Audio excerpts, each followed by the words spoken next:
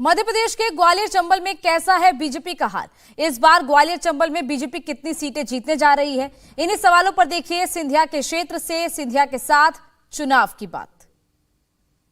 जिन ज्योतिरादित्य सिंधिया के चलते कांग्रेस को 2018 में ग्वालियर चंबल में भारी बम्पर सफलता मिली थी और सरकार भी कांग्रेस की बनी थी, हम उन्हीं ज्योतिरादित्य सिंधिया के साथ एक दिन के चुनावी दौरे में उसी ग्वालियर चंबल इलाके में हैं और जानने समझने की कोशिश करेंगे सिंधिया जी के साथ रहकर कि 2018 में ग्वालियर चंबल के जरिए जो तस्वीर उन्होंने मध्य प्रदेश को दिखाई थी, क्या इस बार उस तस्वीर को बीजेपी में जाने के बाद वो बीजेपी के पक्ष में पलट सकते हैं। हमारे साथ हैं ज्योतिरादित्य सिंधिया जी एक दिन के इस चुनावी सफर में चुनावी खुमार जानने के लिए।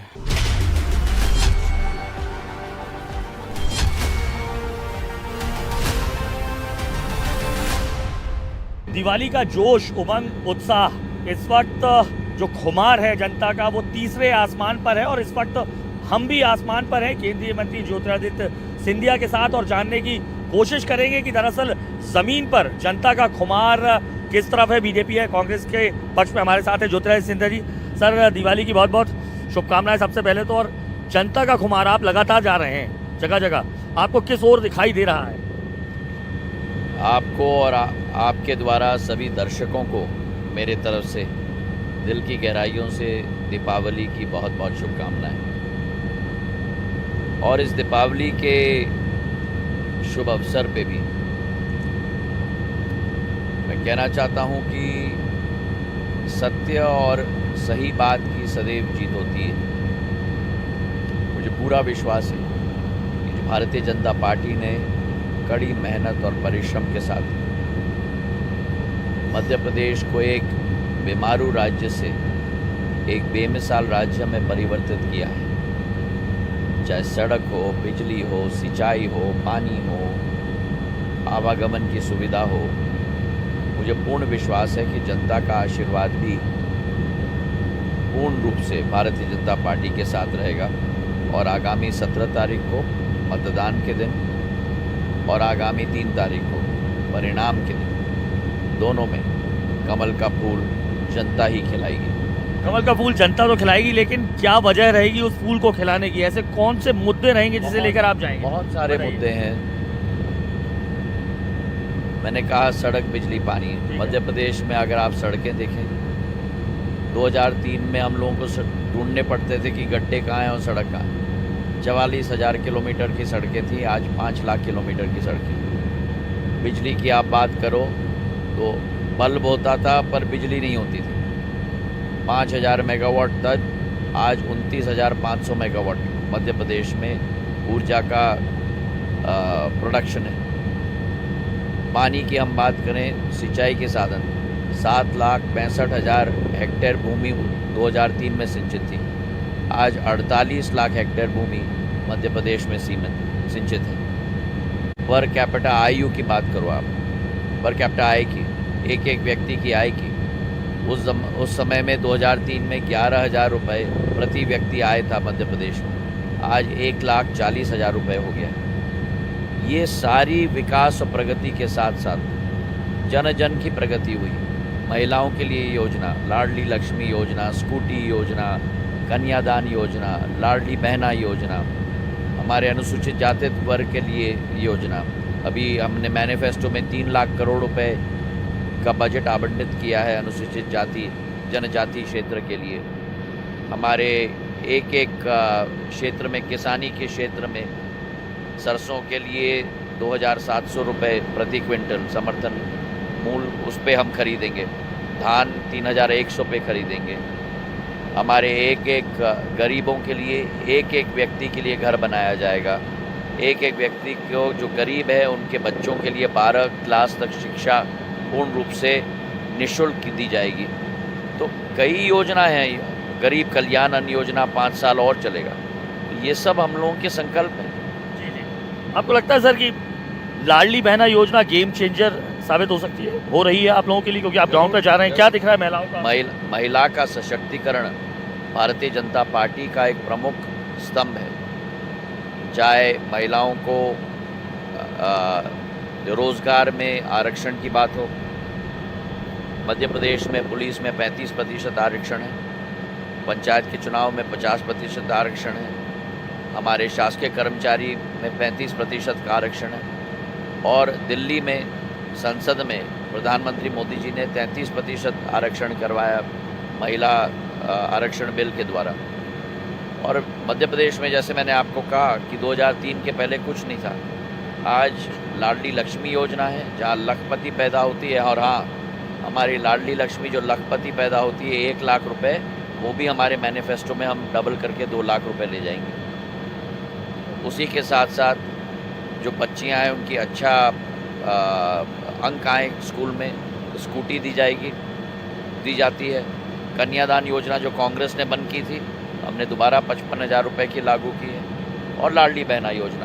तो पूरी महिला के जीवन के लाइफ साइकिल में कमल का फूल पूर्ण रूप से उनके साथ खड़ा है। सर, इतनी योजनाएं जो लाभ दे रहे हैं आप लोग ज़मीनी स्तर पर, प्रधानमंत्री मोदी कहते हैं वो रेवड़ी कल्चर के खिलाफ हैं, लेकिन आपको नहीं लगता है अभी जैसे आपके संकल्प पत्र में भी आया है, एमएसपी भी बढ़ा दी है, 2600 से 3100 तक भी हो गई है, कांग्रेस भी ऐसी घोषणाएं कर रही है, आप स्कूटी भी बांट रहे हैं, ये भी कर रहे हैं, तो आप क्या रेवड़ी कल्चर? रेवड़ी और सशक्तिकरण में अंतर है। सशक्तिकरण क्या है? प्रधानमंत्री किसान सम्मान निधि में 6,000 रुपया प्रति वर्ष दिया जाता है किस किसान को? जो सीमांत कृषक है, जिसके पास 2 बीघे से कम जमीन हो। 80% हमारे देश में सीमांत कृषक है, और इसलिए इस योजना के तहत 11 करोड़ किसानों को आज देश में राशि मिल रही है। 80 लाख किसानों को मध्य प्रदेश में राशि मिल रही है। अगर हम भारत की विकास और प्रगति चाह रहे हैं, भारत की विकास और प्रगति चंद मुट्ठी वालों से नहीं होगा जब तक 140 करोड़ जनता उस राष्ट्र के विकास में अपना योगदान न दे पाए। और उसके लिए जितने भी हमारे सीमांत कृषक हैं या गरीब तबका है, उन्हें हमें उनके हाथों में हमें औजार देने होंगे, उनको मजबूत करना होगा, ताकि वे भी राष्ट्र की प्रगति में अपना योगदान दे पाएं। और महिला एक और श्रेणी है। 50% आबादी के साथ देश प्रगति नहीं कर पाएगा जब तक बाकी 50% को हम मुख्य धारा में न जोड़ें। और इसलिए महिलाओं को जोड़ने के लिए, महिलाओं को आगे करने के लिए, चाहे ये योजना हो, चाहे स्वयं सहायता समूह हो, इसके आधार पर इतनी महिलाएं आगे बढ़ रही हैं, तो पहले कभी संभव नहीं था। मध्य प्रदेश आज अग्रिम पंक्ति में है महिलाओं के विकास में। जब आप कह रहे हैं इतना विकास हुआ है सर, तो क्या वजह रही कि तमाम क्षत्रपों को, दिग्गजों को मैदान में उतारना पड़ गया? कारण है जी, हार तो कारण तक लग रहा था एंटी इनकम्बेंसी, उसके पीछे कारण है। एंटी इनकम्बेंसी की बात आप करो तो कहीं भी चले जाओ। मैं तो ये कहता हूँ कि मध्य प्रदेश में एंटी इनकम्बेंसी नहीं, प्रो इनकम्बेंसी है। जी। एंटी इनकम्बेंसी का चरित्र क्या होता है? 2 चरित्र होते हैं। पहला चरित्र ये कि आप सभाएं नहीं कर पाते क्योंकि जनता नहीं आती। दूसरा, आप सभाओं में जाओ तो जनता का रोष का सामना करना पड़ता है। और दूसरा चरित्र होता है कि जब नतीजा आता है। और इसका सबसे बेहतरीन उदाहरण, अमिताभ जी आप बहुत दिन से पत्रकारिता में रहें, सबसे बेहतरीन इसका उदाहरण रहा है 2003 का चुनाव, जब कांग्रेस 37 सीटों तक सिमट गई थी। ठीक है। जब रैलियां हम लोग नहीं कर पा रहे थे।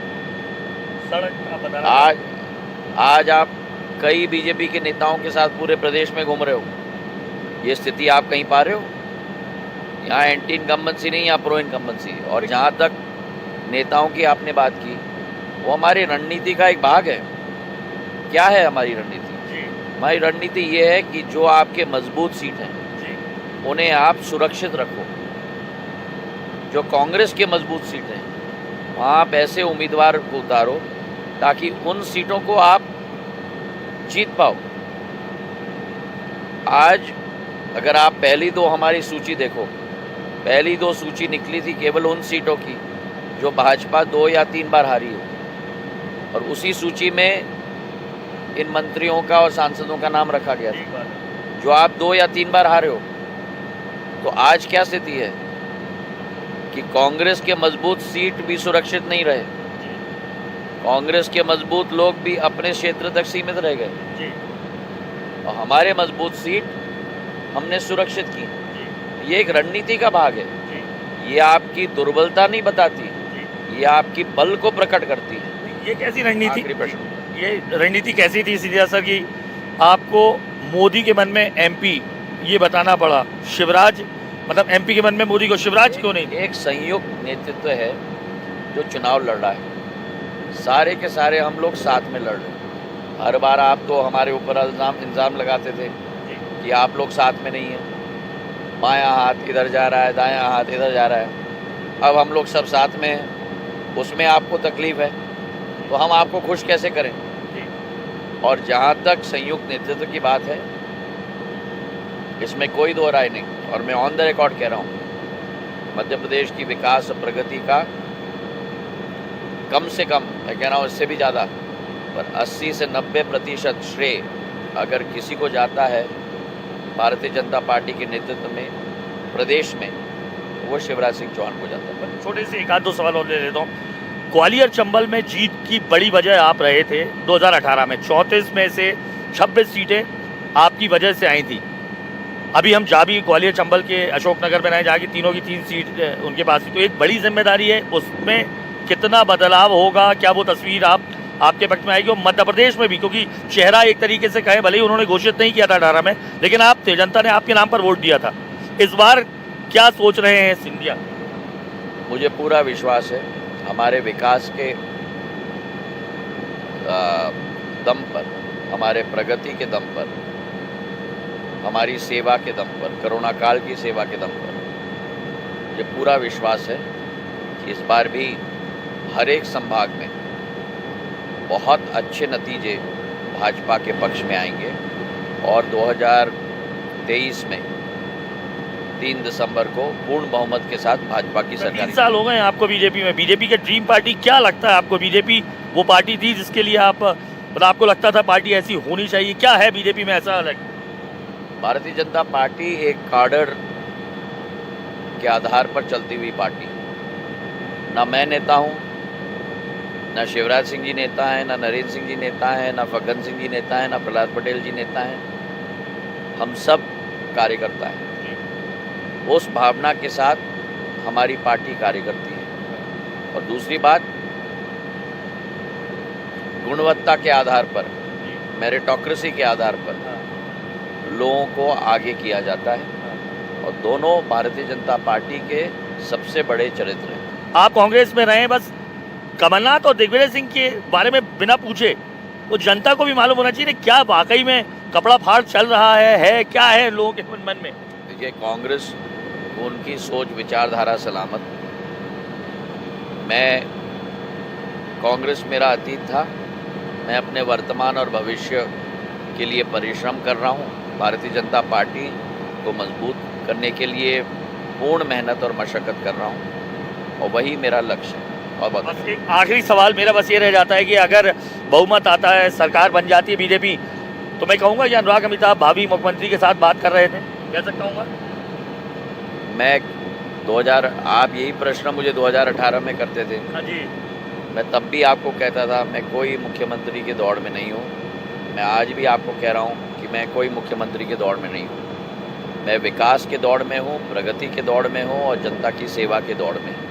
और वही सिंधिया परिवार की दिल की भावना सदैव रही है और वही मेरा लक्ष्य है, वही मेरा मूल्य है, वही मेरा सिद्धांत है।